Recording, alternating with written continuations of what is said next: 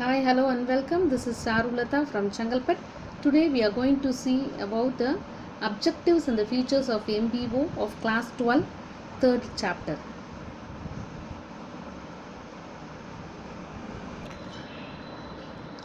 Before that, we will have the recap of what is management by objectives. Today we are going to see one day about the objectives and the features of the MBO. So management is a art of getting things done by others, and objectives means it is very more specific and easier to measure than the goals. So let us see the objectives of the management. So example for the objectives of MBO is, for example, a Golden Gate Bridge construction is done now. It is objective is to construct the 6 lane in total. So 3 plus 3, and it should carry of at least 2 lakh 500 kgs, and it should resist the 8.5 Richter of earthquake. So this is the objectives given by the management. This is one sort of example for the MBO. Now we will see what are the objectives of MBO. So it has to be measured and to judge the performance. As I said earlier, in the clothing department, it has to be measured. It should be measurable. It's a clarity of the goals, whether we can be done within the stipulated period. Then it has to be judged.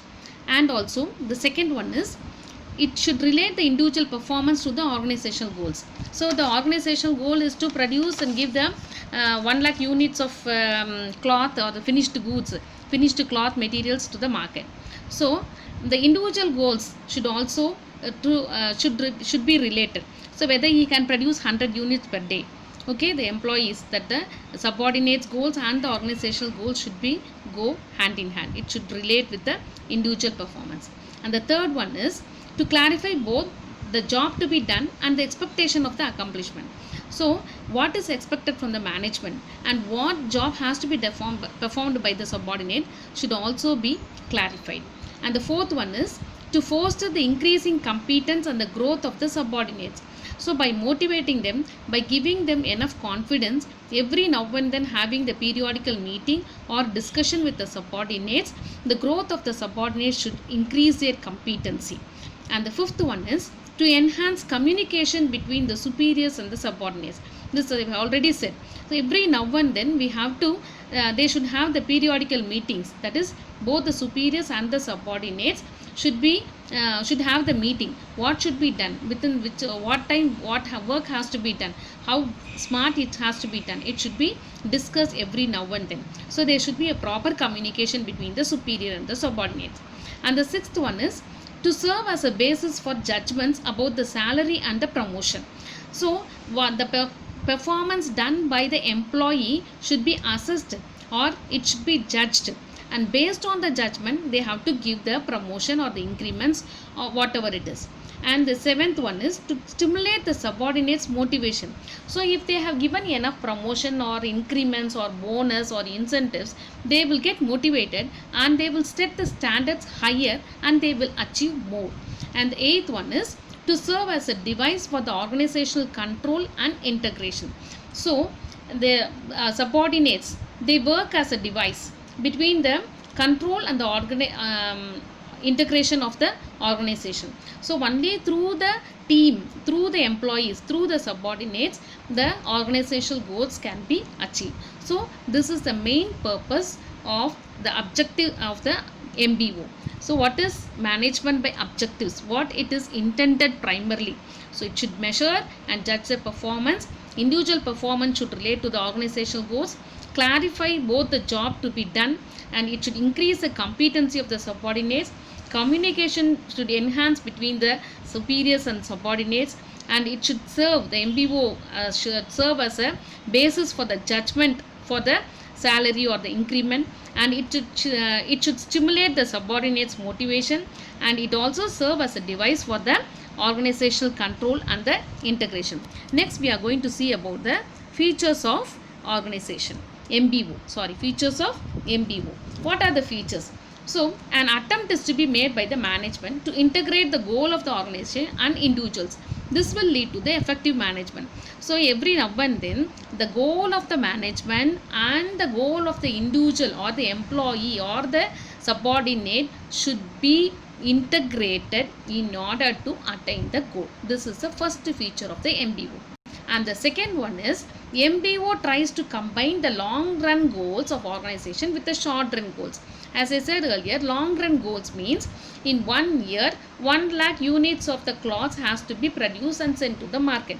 This is a long run goal.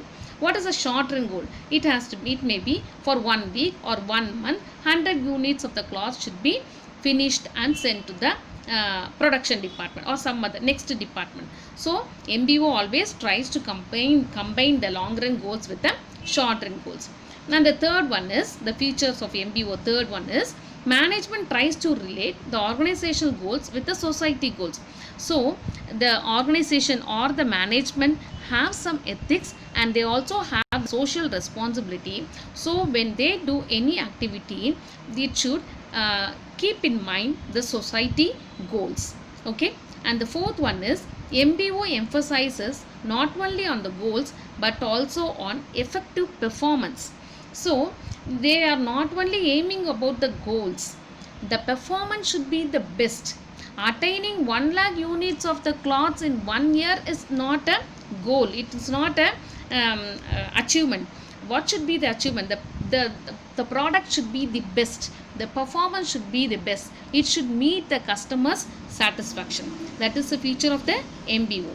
And the fifth one is it pays constant attention to refining, modifying and improving the goals and changing the approaches to achieve the goals on the basis of experience.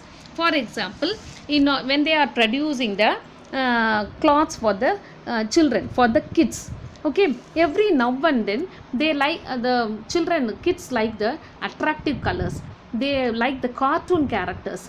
So what they will do, instead of giving some only the paintings or something like that, they will give the cartoon picture in the gown or in the frock or in the t-shirts.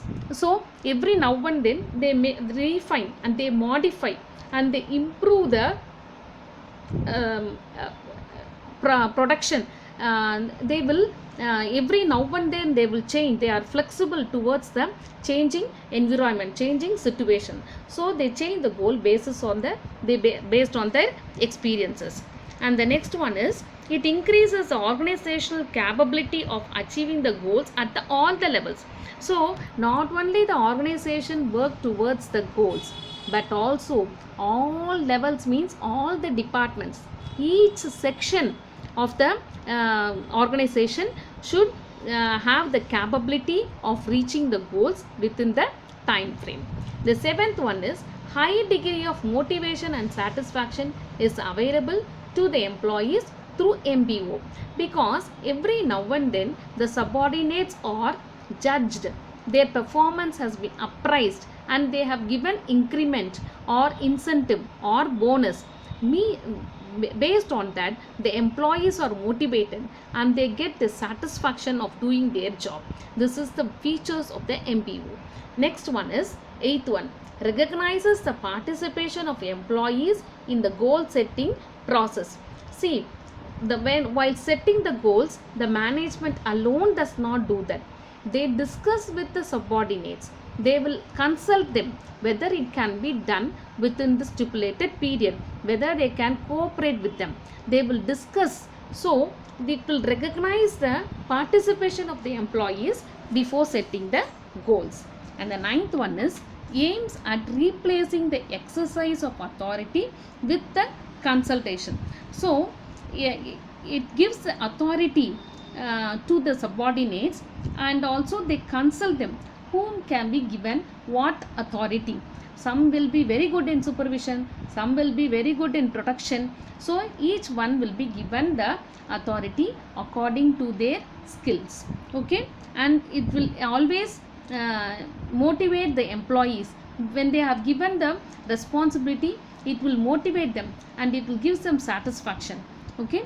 And the 10th one is encourages a climate of trust, goodwill and a will to perform.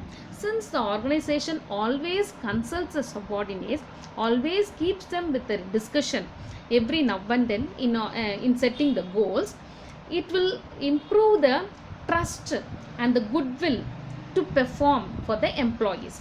Because the management, what they give, no, they give the confidence to the subordinates. Whenever they have been asked or called for the discussion, for the appraisal, for the meetings, they feel motivated.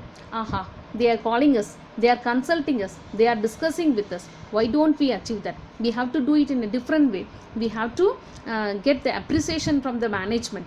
We have, so that we can improve our incentives, or we can get more salary, we can get promotion. Once the target has been achieved, they will be very much appraised, appreciated by the management. And these are the features of the MBO. In this module we have seen about the objectives and the features of module. Hope you understand. Next class we will see about the advantages and the disadvantages of the MBO.